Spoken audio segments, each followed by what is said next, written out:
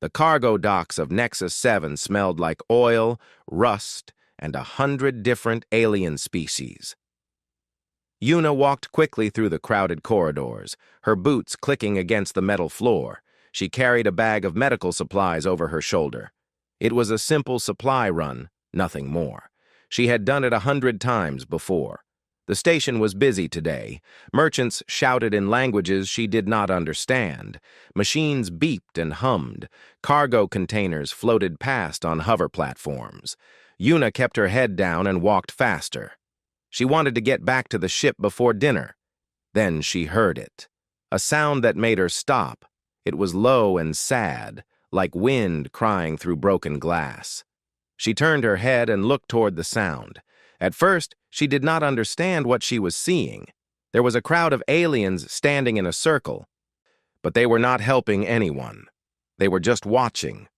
Some of them looked annoyed, others looked disgusted. A few were taking pictures with their devices. Yuna pushed through the crowd. Her heart was beating fast now. She did not know why, but something told her to move quickly. When she reached the center of the circle, she stopped breathing. A creature lay on the cold metal floor. It was huge, maybe 15 meters long, with a body like a great serpent mixed with a whale. Its skin was smooth and dark, covered in patterns that glowed with faint blue light. But the light was weak. It flickered like a candle about to die. Blood pooled beneath the creature, dark purple blood that spread across the floor in a growing circle. One of its fins was torn badly. Its breathing was shallow and fast. Yuna had never seen anything like it. She had studied many alien species, but this one was different. It was beautiful in a way that hurt to look at, and it was dying. She looked around at the crowd. Nobody was helping. A group of tall, insect-like aliens clicked their mandibles and stepped back. They seemed disgusted by the blood. A crystal-skinned alien walked past without even looking down. Two reptilian merchants argued loudly about the mess blocking their path. "Excuse me?" Yuna said to a station security officer standing nearby. He was a short, gray-skinned alien with 4 arms. "Is anyone going to help this creature?"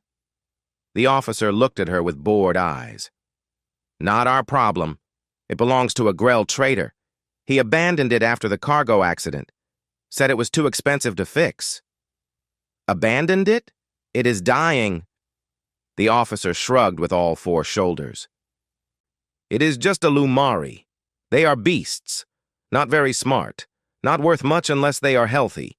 He pointed at the creature with one hand. "This one is broken. The owner cut his losses. Smart business." Yuna felt sick. She looked back at the creature. Its large eyes were open, staring at nothing. They were deep and dark, like pools of black water reflecting stars. For a moment, she thought she saw something in those eyes. Something that looked like fear. Something that looked like hope. She pulled out her communication device and called Ty. Tay was the chief medical officer on their ship, the Horizon's Edge. He was a calm man who rarely showed emotion. But when Yuna described what she was seeing, his voice changed. "How big is it?" he asked. 15 meters, maybe more. It looks like a serpent with fins. Its blood is purple. And Tay, it is glowing. But the glow is fading." There was silence on the other end. Then Tay spoke again. "A Lumari. I have read about them. They are supposed to be simple animals, but the research is old. Nobody has studied them properly in centuries." "Can you help it?" Another pause. "I do not know, but I can try. Bring it to the ship."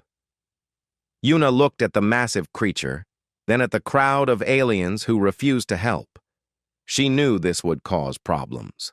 The station had rules. The Galactic Compact had laws about interfering with other species' property. Captain Juan would not be happy. But she could not walk away. She had tried to walk away from many things in her life. Sometimes it was the smart choice. But this time, her legs would not move. She called Captain Juan next. Juan was a serious man with gray hair and tired eyes. He had been a captain for 20 years. He had seen many strange things in space. When Yuna explained the situation, he was quiet for a long time. "The Compact will not like this," he finally said. "The Grell especially. They do not forgive people who touch their property. The Grell abandoned it. They left it here to die. Legally, it is still theirs. If we take it, we are stealing." Yuna felt her hands shake with anger. "Then I am stealing. I will take responsibility. But I am not leaving this creature to die on a cold floor while everyone watches and does nothing." Juan sighed. It was a heavy sigh, full of years of difficult decisions. "Bring it to the cargo bay. I will deal with the politics later." Within an hour, Yuna had organized a team of humans from the ship. They brought hover stretchers and medical equipment. The crowd watched them with confusion. Why were the humans bothering? Why waste resources on a dying beast? A Vreth merchant approached Yuna as she directed the loading. Its insect eyes studied her with cold curiosity. "You humans are strange," it said in a clicking voice. "This animal will probably die anyway. You gain nothing from this. You only make enemies." Yuna met its gaze without flinching. "Maybe we are strange, but where I come from, we do not let things suffer when we can help." The Vreth made a sound that might have been laughter. "Your compassion is a weakness. It will cost you someday." Yuna did not answer. She watched as the Lumari was carefully lifted onto the stretchers. Its body was so heavy that they needed 6 hover platforms working together. Its glow flickered weakly, and for a terrible moment, Yuna thought it had died. But then its great eye moved. It looked directly at her, and in that moment Yuna felt something she could not explain. It was like a whisper in her mind, soft and fading. A single word that was not really a word at all. "Thank you." She shook her head. She was imagining things. The Lumari were not intelligent. Everyone knew that. They were just animals, pretty but empty. The scientific consensus was clear. But as she followed the stretchers back to the ship, Yuna could not shake the feeling that the creature had spoken to her. That somewhere behind those dark eyes, something ancient was watching. Something that had been waiting a very long time to be seen. The cargo bay of the Horizon's edge was barely big enough. Sung, the ship's engineer, had worked fast to clear space and reinforce the floor. He stood with his arms crossed, watching as the Lumari was lowered carefully onto a bed of emergency blankets. "This is crazy," he muttered. "We do not know anything about its biology. We do not know how to help it. And half the station probably wants to arrest us now." Tay was already kneeling beside the creature, scanning it with medical equipment. His face was focused and calm, but Yuna could see the worry in his eyes. "Its vital signs are weak," he said. "Very weak. I do not even know what half of these readings mean. But I will figure it out." Nari, the junior medic, stood nearby with wide eyes. She was young, only 26, and she had never seen anything like this. Her hands trembled as she prepared surgical tools. "What if we cannot save it?" she asked quietly. Tay did not look up from his work. "Then we will have tried." "That is more than anyone else was willing to do." Outside the ship, the lights of Nexus 7 glittered like cold stars. Other species went about their business, buying and selling, making deals and breaking promises. Nobody thought about the dying creature in the human ship. Nobody cared. But the humans cared, and sometimes that was enough to change everything. Tay had not slept in 36 hours. His eyes burned and his hands ached, but he refused to stop. The Lumari lay before him, its massive body filling most of the cargo bay. Its glow had faded even more. Now it was barely visible, like moonlight through thick clouds. "I need more light here," he said. His voice was calm but tired. Nari rushed to adjust the medical lamps. She had stayed by his side the entire time, handing him tools, monitoring readings, and trying not to show her fear. She was young, but she was learning fast. Yuna stood in the corner, watching. She had not left the cargo bay since they brought the creature aboard. She could not explain why, but she felt connected to it somehow. When its glow flickered, her heart raced. When it breathed easier, she felt relief. "The wound on its fin is deep," Tay muttered, more to himself than anyone else. "The tissue is unlike anything I have seen. It regenerates, but too slowly. If I could speed up the process somehow." He looked at his medical supplies. Human medicine, human tools, designed for human bodies. He was trying to save an alien creature with equipment that was never meant for this purpose. Sung walked in carrying a heavy piece of machinery. The old engineer looked exhausted, but he kept working. "I modified the heating system," he said. "The creature seems to respond better to warmth. I also increased the humidity. I read somewhere that Lumari live in wet environments." "Where did you read that?" Yuna asked. Sung shrugged. "An old database. Very old. Most of the information about Lumari is centuries out of date. Nobody has studied them properly since they were, well, since they were turned into cargo." The words hung in the air. Nobody wanted to think about what that meant. An entire species reduced to property, bred and sold like livestock.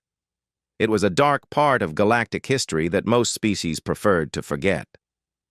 The door to the cargo bay opened, and Captain Juan walked in. His face was serious, more serious than usual. Behind him came a tall alien with crystalline skin that reflected the light in rainbow patterns. An Orath. "Everyone," Juan said quietly. "This is Elder Voth.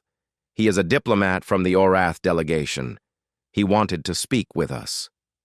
Elder Voth moved slowly, his crystal body making soft, chiming sounds with each step. His face had no clear expression, but his voice was cold. "I have heard about what you are doing," the elder said. "The station is talking about it. The Grell are very angry. They say you stole their property." "We saved a dying creature," Yuna replied firmly. "They abandoned it. By compact law, abandonment does not transfer ownership. The Lumari still belongs to them. What you have done is theft." Tay did not look up from his work. "Then they can arrest us later. Right now, I am busy." Elder Voth walked closer to the Lumari. He studied it with ancient eyes that had seen thousands of years of history. "I am not here to arrest you. I am here to warn you. The Lumari are classified as non-sapient creatures. They have no rights under compact law. By helping this one, you gain nothing. You only make enemies." "We are not looking for gain," Juan said calmly. "We are trying to do what is right." The elder made a sound like glass scraping against stone. It might have been a laugh. "Right and wrong are human concepts. In the galaxy, there is only power and weakness. Compassion is seen as weakness. The other species will use this against you." "Let them," Yuna said. "I would rather be weak and kind than strong and cruel." Elder Voth turned his crystal head toward her. For a long moment he said nothing. Then he spoke in a softer voice. "I have lived for 3,000 years. I have seen empires rise and fall. I have watched species destroy themselves and others. In all that time, I have rarely seen anyone choose kindness when it cost them something." He paused. "I do not understand humans, but perhaps that is not a bad thing." He turned and walked toward the door. Before leaving, he stopped and looked back at the Lumari. "This creature will probably die. Its body is too damaged, but I hope for your sake that I am wrong." After he left, the cargo bay was quiet. Tay continued working, his hands moving carefully over the creature's wounds. Nari prepared more bandages. Sung adjusted the environmental controls again. Hours passed. The Lumari's condition grew worse. Its breathing became shallow and uneven. Its glow flickered like a dying star. Tay tried everything he could think of. He used regeneration stimulants, nutrient injections, and emergency surgery techniques adapted for alien biology. Nothing worked well enough. At midnight, the creature stopped breathing. Nari gasped and stepped back. Yuna felt her heart drop into her stomach. Sung cursed quietly under his breath. But Tay did not stop. He grabbed a device from the medical kit, a human defibrillator that he had modified hours earlier. He did not know if it would work. Lumari biology was different from anything in his training. The electrical charge could save the creature or kill it faster. He looked at Yuna. This might not work. Try anyway, she whispered. Tay pressed the device against the creature's side. He adjusted the settings, guessing more than calculating. Then he activated it. The Lumari's body jerked. Its massive form shuddered, fins twitching. Nothing happened. The glow remained dark. The breathing did not return. Tay adjusted the device again. Higher power, more risk. He activated it a second time. Another jerk. Another shudder. Still, nothing. Nari was crying now, tears running down her face. Sung looked away, unable to watch. Even Juan, standing in the doorway, seemed ready to accept defeat. But Tai refused. He cranked the device to maximum power. This was the last try. If this did not work, nothing would. He pressed the button. The Lumari's body arched upward. Light exploded from its skin, bright and sudden, filling the cargo bay with blue radiance. Everyone shielded their eyes. The light was so intense that it felt warm on their skin. Then, slowly, the light faded to a gentle glow, and the creature breathed. It was a deep, rattling breath, full of pain and effort, but it was breath. Life. The monitors showed weak but stable vital signs. The Lumari was alive. Tay sat back on the floor, exhausted beyond words. His hands were shaking. He had done it.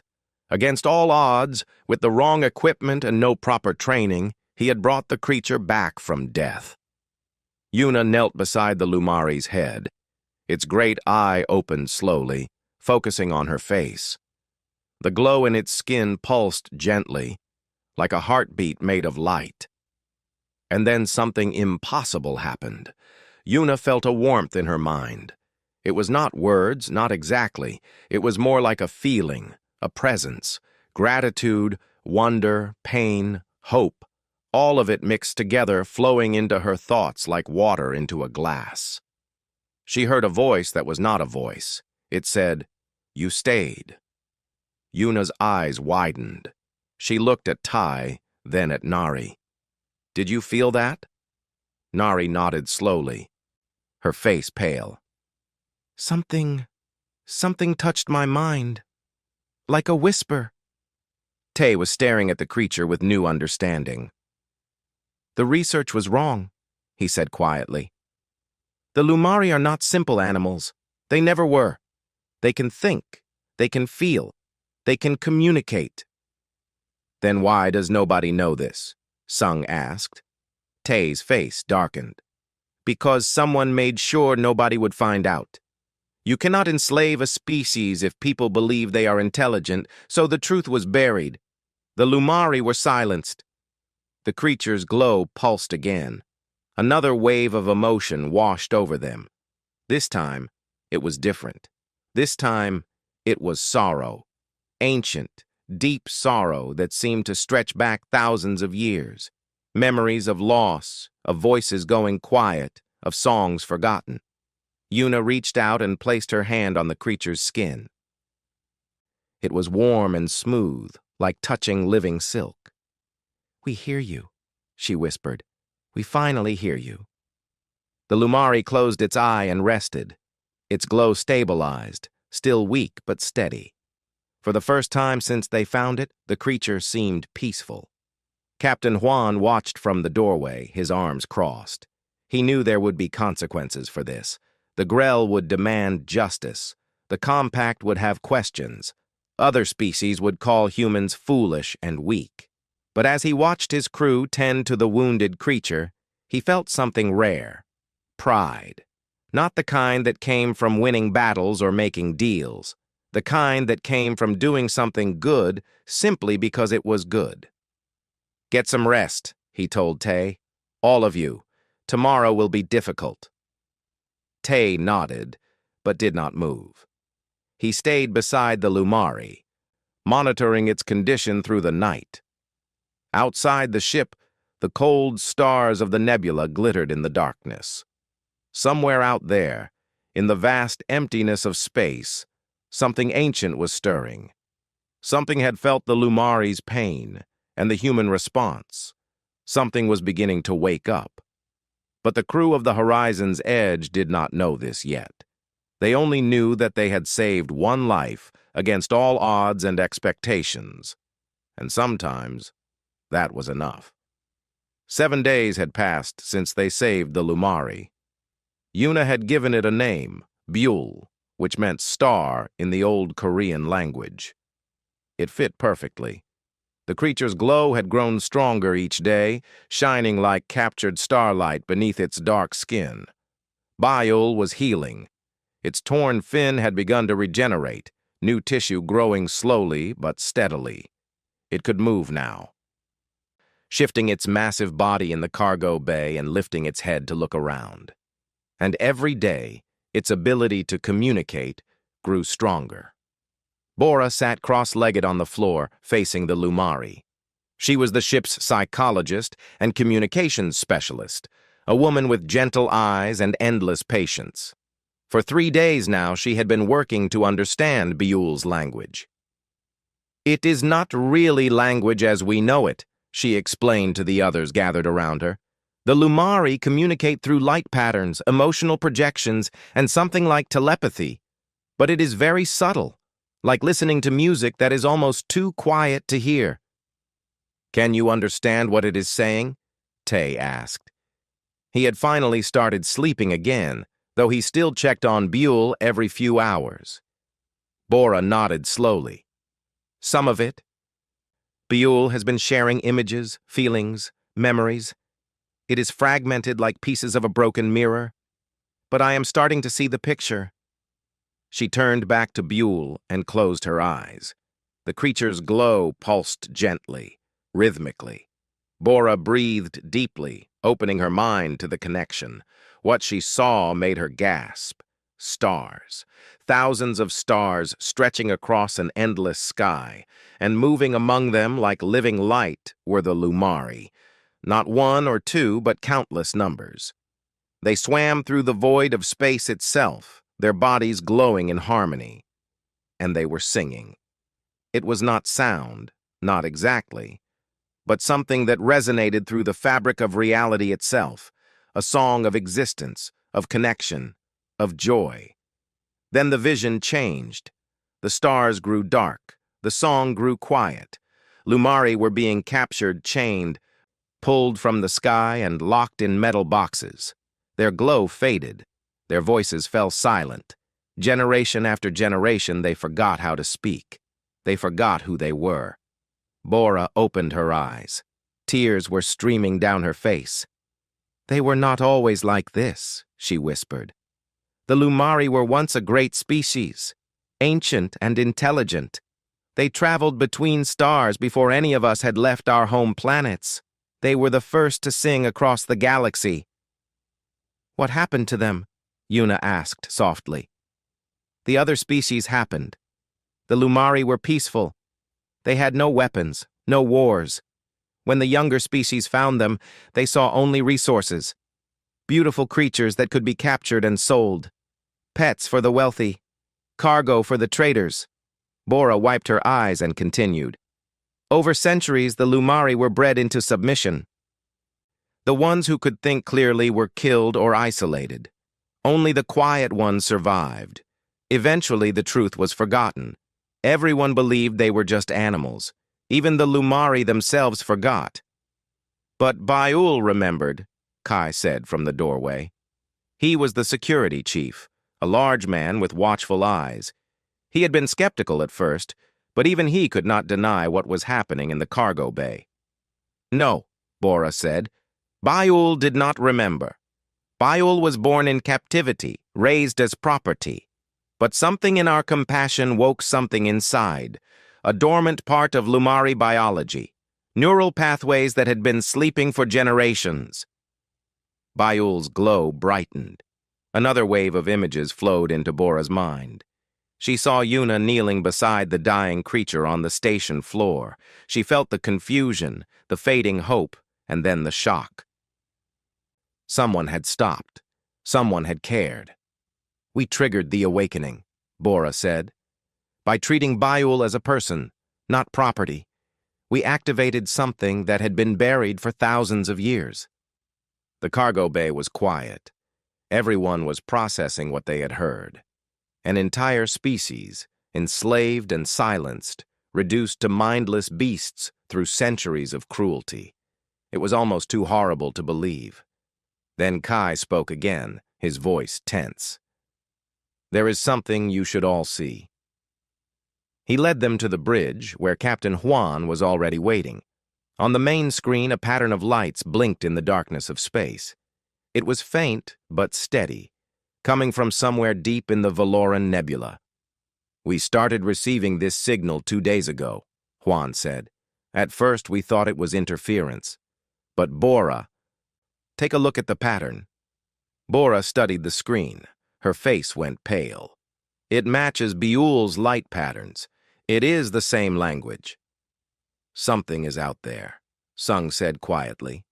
He had joined them, oil still on his hands from his work in the engine room. "Something that speaks like the Lumari." "Not something," Bora corrected. "Someone. Many someones." She turned to face the others. "I think Byul's awakening sent out a signal, a cry that traveled through space. And someone answered." As if in response, Byul's glow pulsed brightly in the cargo bay below. Even from the bridge, they could feel the warmth of it. "We have another problem," Kai said, pulling up a different screen. "We are being followed. 3 Grell trading vessels have been tracking us since we left the station. And they are gaining." "What do they want?" Nari asked nervously. "Their property," Juan said grimly. "They want Byul back, or compensation. Probably both." Yuna felt anger rise in her chest. Byul is not property. Byul is a person, an intelligent being with thoughts and feelings. "Try telling that to the Galactic Compact," Juan replied. "Legally, the Lumari are classified as non-sapient. That classification was set centuries ago and has never been challenged. In the eyes of the law, we stole an animal." "Then we challenged the classification," Tay said simply. Everyone looked at him. He shrugged. "We have evidence now. Bora can document the communications, the memories, the intelligence. We present it to the Compact and demand a review." "That could take years," Kai warned. "And the Grell will not wait." "We do not need years," Bora said. "We need enough time to reach the Compact Tribunal. Once we present the evidence officially, they cannot ignore it. And if those signals are what I think they are..." She looked at the screen showing the distant lights. "We might have support coming." Juan made a decision. "Set a course for the Compact headquarters, maximum speed. Avoid the Grell if possible, outrun them if necessary." He looked around at his crew. "We are about to make a lot of powerful enemies. The Grell, the traders, maybe others. Anyone who profits from Lumari slavery will fight against us." "Let them fight," Yuna said quietly. "We are on the right side." The horizon's edge accelerated into the void, stars streaking past like lines of fire. Behind them, the Grell ships pursued with angry determination. Ahead, the unknown signal pulsed in the darkness, calling, waiting, hoping. In the cargo bay, Byul rested peacefully. But beneath the creature's calm surface, ancient memories were rising, memories of a time before silence, before chains, before forgetting. Memories of a species that once lit up the universe with song, and somewhere in the depths of space, others were remembering too. They had hidden for millennia in the cold, dark places between stars. They had given up hope. They had accepted that they were forgotten, that no one would ever hear them again. But now a single voice had cried out across the void. And the voice was not Lumari. It was human. For the first time in 10,000 years, the Ancient Ones began to move. Bora sat alone in the cargo bay that night, connected to Buell's mind. The creature showed her one final image, a great gathering of Lumari circling a young sun, their light combining into something beautiful beyond words. "Will they come?" Bora asked. "Your people." Biel's response was not words. It was a feeling of certainty, warm and steady like sunrise. "They are already coming. You called to us. You heard us when no one else would hear. And now we come to meet the ones who finally listened." Bora smiled through her tears. She did not know what would happen when the ancient Lumari arrived. She did not know if the compact would accept the truth or reject it. She did not know if the Grell would attack before they reached safety. But she knew one thing. The universe was about to change. And the humans had started the change by doing the simplest thing in the world. They had cared. The Great Hall of the Galactic Compact was built to impress. Its ceiling rose so high that clouds sometimes formed beneath it. Its walls were made of polished stone brought from 100 different worlds. Representatives from every major species sat in tiered circles, looking down at the central platform where judgments were made. Captain Juan stood on that platform now, feeling very small. Beside him stood Bora, holding a datapad with carefully prepared evidence. Behind them, on a specially reinforced hover platform, rested Buell. The Lumari's glow was steady and bright. It had grown stronger during the journey, as if the creature knew this moment was important. The Grell delegation sat in the front row, their scaled faces twisted with anger. Their leader, a large merchant named Torvan, had filed the official complaint: theft of property, interference with trade, violation of compact law. The presiding judge was an ancient Vreth, its insect eyes studying everything with cold calculation.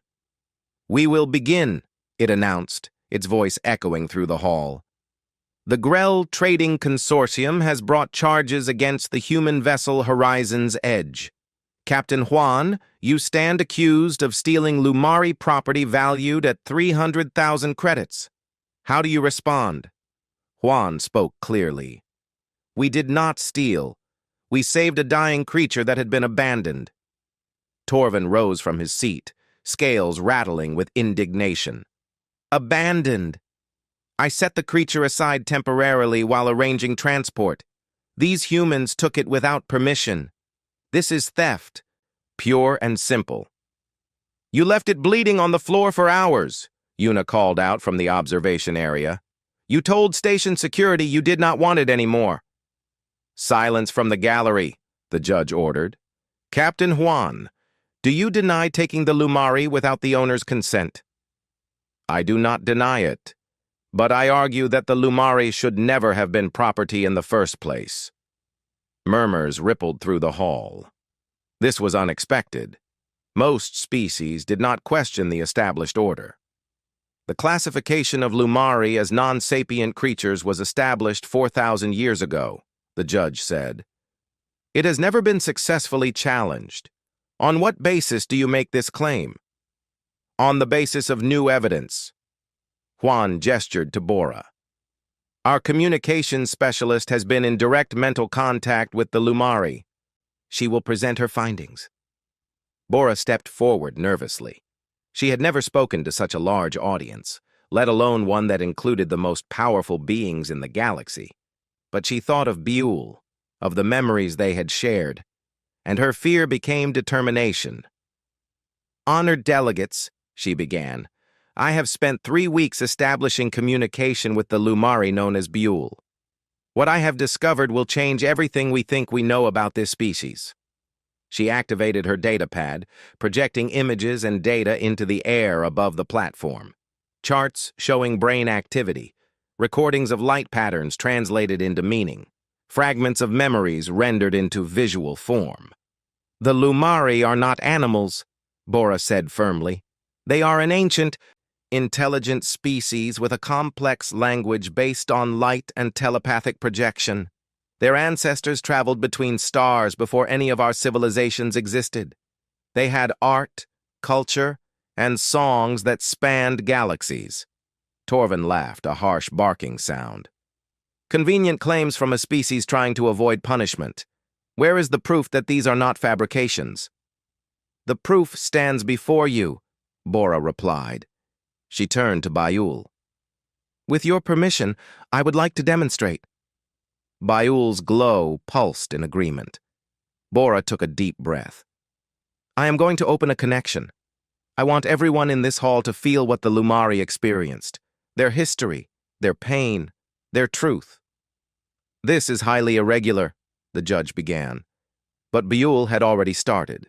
Light erupted from the creature's body, not harsh, but warm, filling the hall with gentle radiance. And with the light came the memories. Every delegate felt it. The Vreth judge, the Grell merchants, the Crystal Orath, and the many other species watching from their seats. They all saw what Bayul wanted them to see. The ancient times when Lumari swam free among the stars. The first contact with younger species, met with wonder and hope. Then the betrayal, the captures, the chains. The selective breeding that destroyed their minds generation by generation. The silence that fell over a species that once filled the universe with song. But the final memory was the most powerful. It showed Yuna, kneeling on the cold floor of a trading station, looking at a dying creature that everyone else had abandoned. It showed the moment she decided to stop, to care, to see not an animal, but a person in pain. The light faded. The hall was completely silent. Many delegates were weeping. The crystalline Orath made sounds like wind chimes in a storm. Even some of the Grell looked shaken, though Torvin's face remained hard. "Impressive theatrics," Torvin said finally. "But how do we know this is real? How do we know the creature did not simply project what the humans wanted us to see?" Bora was about to respond when a new voice spoke. It was Elder Voth, the ancient Orath diplomat who had warned them at the station. He rose from his seat, his crystal body catching the light. "I have lived for 3,000 years, he said. "I was present when the Lumari were first classified as non-sapient. I voted in favor of that classification." He paused, letting the words sink in. "I voted wrongly." The hall buzzed with shocked whispers. "At the time, we believed what we were told," Elder Voth continued. "The Lumari could not communicate. They showed no signs of intelligence. We did not know that their silence was forced, not natural. We did not know because we did not want to know." He turned to face the full assembly. "The evidence presented today is not fabrication. I can feel the truth of it. The Lumari were silenced by our ancestors because it was profitable to silence them. We made them into beasts so we could sell them without guilt. This is a crime that spans millennia, and we must finally acknowledge it." Torvin stood angrily. "This is politics, not justice. The humans broke the law. They must be punished. The Lumari must be returned." "The law was built on a lie," Juan said calmly. "If the foundation is corrupt, the whole structure falls." The debate continued for hours. Species argued back and forth. Some demanded punishment for the humans. Others called for investigation into Lumari classification. A few wanted to ignore everything and maintain the status quo. Finally, the judge called for a vote. "The question before us is simple. Based on the evidence presented, should the Lumari classification be reviewed?" One by one, the species cast their votes. The Orath, influenced by Elder Voth, voted yes. The Vreth, calculating the political implications, abstained. Many smaller species followed the Orath lead. The Grell, predictably, voted no. When the count was finished, the judge announced the result. The motion passes. A formal review of Lumari classification will begin immediately. Torvin slammed his fist against his seat. This is an outrage. Even if the review finds them sapient, that does not change the theft that already occurred. Until the review is complete, the judge ruled, the Lumari known as Bayul will remain in human custody. The charges are suspended pending the outcome. It was not complete victory. The review could take months. The Grell would certainly fight it, but it was a beginning. As the assembly dispersed, Captain Juan felt a presence behind him. He turned to find Elder Voth standing there, crystal face unreadable. "You surprised me," the elder said. "I told you compassion was weakness. I was wrong." He paused. "The Lumari signal has grown stronger. Something is coming. Something very old. I do not know if it will help you or destroy you. But I know that your actions today have set something in motion that cannot be stopped." He turned and walked away, leaving Juan with more questions than answers. Outside the great hall, Yuna stood with Buell on the landing platform. The Lumari's glow was brighter than ever, pulsing with something that felt like hope. "We did not win yet," Yuna said softly. "The fight is just beginning." Bayul's response came as a warm feeling in her mind. "You taught us to hope again. That is already victory." Above them, the stars shone cold and distant. But somewhere in that vast darkness, lights were gathering. Ancient ones, awakened by a single act of kindness. They were coming to meet the species that had finally listened, and when they arrived, everything would change. The lights appeared on the sensors first, one by one, then by the dozens, then by the hundreds. They emerged from the dark spaces between stars, from the cold void where nothing was supposed to exist. They came slowly, gracefully, like dawn spreading across a sleeping world. The Lumari collective had arrived. Every species in the compact watched in stunned silence as the Ancient Ones gathered around Nexus 7. There were thousands of them, their massive bodies glowing with light that had not been seen in 10,000 years. They ranged in size from small creatures like bile to being so vast that they dwarfed the largest starships. Their light patterns pulsed in perfect harmony, creating waves of color that rippled across the void. They did not attack. They did not threaten. They simply existed, beautiful and patient, waiting. In the compact headquarters, panic spread like fire. The Grell demanded military action. The Vreth calculated odds of survival and found them unfavorable. Other species argued about what to do, their voices rising in fear and confusion. Only the humans remained calm. Captain Juan stood on the bridge of the horizon's edge, watching the gathering lights. Beside him, Buell glowed brighter than ever before, connected to the collective through bonds of light and thought. "What do they want?" Juan asked. Bora closed her eyes, reaching through Buell to touch the collective's mind. What she felt made her smile. "They want what they always wanted, to be heard, to be acknowledged, to exist as thinking beings, not as cargo." "Will they fight if they are refused?" "No," Bora said. "They do not believe in violence. They never did. That is why they were so easy to enslave." "Then what power do they have?" Bora opened her eyes. "More than anyone realizes. The Lumari control the pathways through folded space, the routes that connect every major system in the galaxy. They always controlled them. They just stopped caring enough to deny access when their voices were taken away." Juan understood immediately. The entire galactic economy depended on those pathways. Without them, trade would collapse. Communication would fail. The compact would fall apart within months. "They are not threatening war," he said slowly. "They are threatening isolation." "Not even threatening," Bora corrected. "Just asking. The collective says they will continue allowing access as they always have. But they want recognition. They want the enslavement to end. They want their sapience acknowledged officially. In the great hall of the compact, the emergency session had descended into chaos. Delegates shouted at each other. The Grell demanded that the humans be arrested immediately. The Vreth proposed negotiations. The Orath called for calm. Then a human voice cut through the noise. "May I speak?" Everyone turned. Tay stood at the central platform, alone and unarmed. He had no authority to address the compact. He was just a ship's doctor, nobody important. But something in his voice made the hall fall silent.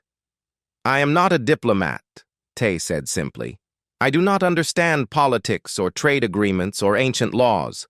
I am a doctor. I save lives when I can. That is all I know how to do." He looked around at the assembled species. "When we found Bayul dying on that station floor, I did not think about laws or consequences. I just saw a creature in pain and decided to help. It was not a brave choice. It was not a political statement. It was just the obvious thing to do." His voice grew stronger. "On Earth, where humans come from, we have a saying. It comes from an old story about a man who stopped to help a stranger when everyone else walked past. The lesson is simple. Compassion is not weakness. Caring for those who suffer is not foolish. It is the most important thing we can do." He pointed toward the viewing screen, where the lights of the Lumari Collective glowed in the darkness. "Those beings out there are not our enemies. They are not threatening us. They are asking to be seen as what they really are. Intelligent, feeling, worthy of respect." He turned to the Grell delegation. Torvin glared at him with undisguised hatred. "I understand that accepting this will cost you money. Your trade in Lumari will end. Your profits will disappear. But those profits were built on suffering, on silencing voices that deserve to be heard. Is that really worth preserving?" Finally, he addressed the whole assembly. "I cannot make you vote to recognize the Lumari. I cannot force anyone to be kind, but I can tell you what I have seen. I have seen Buell share memories of a species that once filled the universe with song. I have felt the sorrow of 10,000 years of silence. And I have felt the hope that sparked when a single human stopped to help." He stepped back from the platform. "That is all I have to say. Whatever you decide, I will not regret what we did. We heard them when no one else would. And that will always be enough." The hall was quiet. Delegates looked at each other, then at the lights glowing outside. Finally, the Vreth judge spoke. "We will vote. The question is simple. Should the Lumari be recognized as a fully sapient species with all rights and protections under compact law?" The voting began. One by one, species made their choices. The Orath voted yes, led by Elder Voth. The Vreth, after long calculation, voted yes. Smaller species followed, influenced by the display of ancient power outside their windows. The Grell voted no, but they stood alone. When the final count was announced, the result was clear. By an overwhelming majority, the Lumari were recognized as sapient beings. Their enslavement was declared illegal. All currently held Lumari would be released and given the choice to join the collective or remain where they were. Outside, the Lumari responded. Their light patterns shifted, pulsing in complex rhythms. And then, for the first time in 10,000 years, they sang. It was not sound. It was something deeper, something that resonated through space and time and the very structure of reality. Every being in the compact felt it. A song of joy, of gratitude, of reunion. A song that said, "We were lost, but now we are found." Una stood on the observation deck of the horizon's edge, watching the display of light and listening to the song that was not a song. Tears streamed down her face, but she was smiling. Bile floated beside her, glowing brightly. The creature had chosen to stay with the humans, at least for now. There would be time later to join the collective, to learn the old songs, to become fully what the Lumari were meant to be. But for now, Buell wanted to remain with the ones who had started it all. Tay joined them, looking exhausted but peaceful. "I never thought a supply run would lead to this," he said quietly. Una laughed through her tears. "Neither did I, but I am glad I stopped." "Why did you?" Tay asked. "The station was busy. Everyone else walked past. Why did you stop?" Una thought about it. "I do not know exactly. Maybe because my grandmother taught me that all life deserves compassion. Maybe because I could not look at my reflection if I walked away. Or maybe—" She glanced at Buell. "Maybe I just felt something calling to me, something that needed to be heard." Buell's light pulsed warmly. "Thank you," the feeling said. "Thank you for hearing." Months later, the galaxy had changed. Lumari swam freely through space, their songs echoing between stars. The old pathways remained open, maintained by beings who were finally treated with respect. The Grell had adapted, finding new trades, though they never forgave the humans. The Horizon's Edge continued its journeys, carrying cargo and passengers across the galaxy. But now it had a new crew member. Buell traveled with them, serving as translator and ambassador between humans and the ancient collective. One night, as the ship sailed through the Valoran Nebula, Una stood at the observation window.